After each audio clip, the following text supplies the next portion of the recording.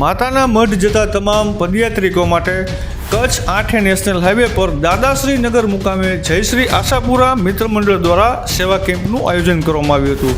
આ કેમ્પમાં તમામ પદયાત્રિકો માટે રહેવા, જમવા તેમજ મેડિકલને લગતી તમામ પ્રકારની સારવાર અને સુવિધાઓ ઉપલબ્ધ કરવામાં આવી હતી। સવારે ચા પાણી નાસ્તોથી લઈ બપોરનું જમવાનું અને સાંજે માતાજીની આરતી બાદ તમામ પદયાત્રિકોને પૌષ્ટિક આહાર જમાડવામાં આવ્યો હતો। અનેક પદયાત્રિકોએ જયશ્રી આશાપુરા મિત્ર મંડળ આયોજિત સેવા કેમ્પનો લાભ લીધો હતો અને તમામ યુવાનો, વડીલો અને મહિલાઓએ જે આ કેમ્પમાં પોતાની સેવા આપી હતી તેની તમામ પદયાત્રિકોએ આશીર્વાદ સાથે સરાહના પણ કરી હતી। રાજેશ બુદ્ધભટ્ટીનો રિપોર્ટ, મોરબી।